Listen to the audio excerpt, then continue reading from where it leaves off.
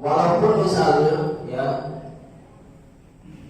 orang berpikir bahwa nelayan ini bukan pekerjaan mulia, tetapi nelayan ini yang perlu bapak-bapak ibu tahu, ini bukan pekerjaan pilihan, Pak. Ini bukan profesi pilihan, tetapi ini adalah profesi utama, mata pencaharian masyarakat. Kalau mereka diintimidasi, kalau mereka tidak diberikan akses, mereka mau makan apa? Ini bukan pekerjaan pilihan. Masyarakat kita itu banyak yang nggak punya lahan di situ. Mereka bergantung pada setiap hari mereka melaut, Pak. Melaut itu kan diatur sama alam, kapan mereka bisa masuk, kapan mereka bisa keluar. Jadi kalau mereka misalnya untuk melaut saja di alam yang bebas itu dihampar dengan berbagai macam kondisi sosial masyarakat kita, akan seperti apa masyarakat kita ini? Jadi bapak-bapak, ibu-ibu kita ini, Pak, ya, mereka sangat sedih sekali dengan kondisi-kondisinya hari ini. Bayangkan di situ, Pak, hasil investigasi kami, ada hampir 20 nelayan di situ yang terdampak. Yang terdampak ada sekitar 20. Belum lagi ada 8 yang punya rakit-rakit itu yang biasa mancing. Ini semua masalah. Jadi kalau misalnya mereka ini, ya, kalau kita melihat ke belakang, saya 8 tahun hidup di situ, tahu betul bagaimana akses jalan, bagaimana pantai, dan saya sering juga mancing di situ.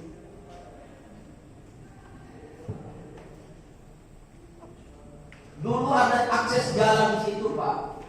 Dari Karangsari itu menuju pantai, itu bisa masuk mobil. Tetapi setelah adanya tambak itu hanya dikasih setapak, Pak.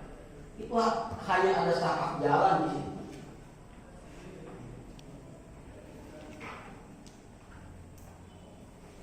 Dan itu pun jalan itu ya, kalau dulu misalnya lurus ya, karena mungkin dikondisikan dengan tambak yang dibangun di situ, itu dikasih di samping. Tidak masalah, yang penting tambak ini ramah lingkungan, artinya memberikan akses bagi nelayan ini untuk bisa kesana kemari lah, untuk melanjutkan hidup mereka di situ. Itu yang pertama, akses jalan. Yang dulu itu bisa masuk mobil dari Karangsari itu sampai pantai. Sekarang itu hanya cukup untuk jalan. Walaupun di beberapa pertemuan secara verbal, ya, pihak-pihak tambak atau pihak terkait ini menjanjikan masyarakat secara verbal. Maka ini salah satu pangkal menyulitkan masyarakat ini menuntut siapa.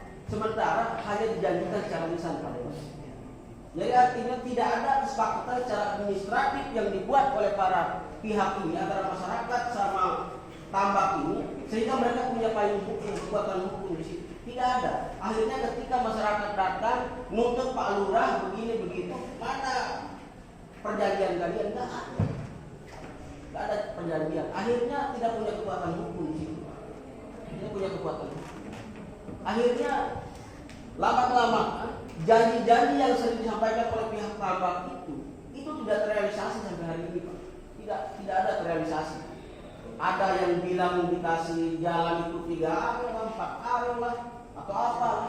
Kalau masyarakat sendiri yang tidak membuka akses jalan itu setelah ditutup tambak itu, ya mereka nggak bisa jalan di situ. Jadi jalan pun setelah ditutup itu masyarakat sendiri punya inisiatif, bukan dibersihkan oleh tambak itu, Pak, tapi dibersihkan oleh nelayan sendiri.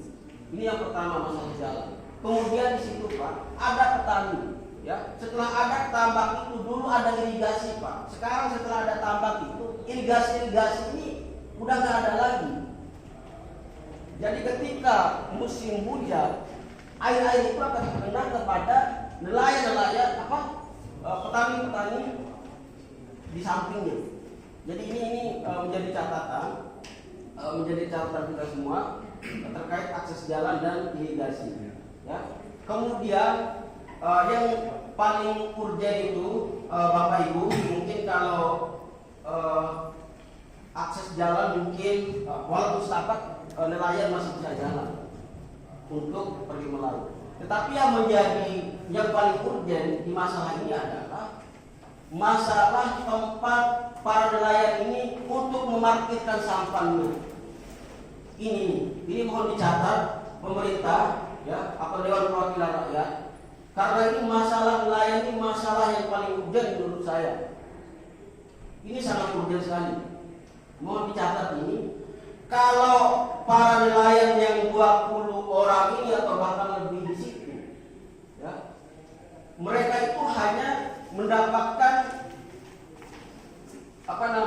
parkir sementara, Pak.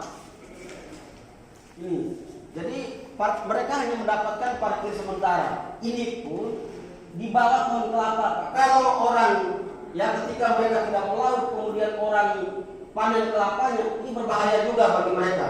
Ini mohon Bapak Ibu tolong masukkan dalam hati dan pikirannya. Kalau para nelayan-nelayan ini tidak melaut kemudian orang yang punya kelapa itu panen kelapanya, itu bisa rusak dan bisa hancur ini sampah. Mereka juga tak berani komplain karena mereka di situ simpan di tempat orang.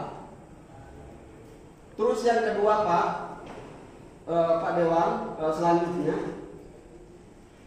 dan mereka ini, ya, pada 7 Oktober lalu, ya, pada jam 12 malam itu juga terganggu. Karena kenapa terganggu? Karena mereka jarak bibir pantai tempat mereka parkirkan sampah sama bibir pantai itu sangat dekat sekali. Akhirnya ketika gelombang tinggi ataupun ketika air pasang itu bisa menghanyutkan sampah mereka. Ya, kami sudah punya semua gambarnya, Pak. Termasuk ini jam 2 malam, Pak. Jam 2 malam nelayan kita itu di situ. Ya, nelayan kita ini memantau sampahnya perahu. Ini ada semua jam 2 malam ini, Pak. Ini 3 gelombang. Di mana hati nurani kita kalau kita hanya mengatakan nelayan kita ini pusing sendiri. Pemerintah ini kerjanya apa? Dewan ini kerjanya apa? Berkoordinasi loh. Jadi semuanya real. Semua video yang saya masukkan jadi real. Ini Pak, jam 2 malam. Pasti saja dia bilang. Jadi Bapak Ibu yang terhormat, ini Anda punya bingkai besar. Kondisi nelayan kita ini sangat memprihatinkan, ya.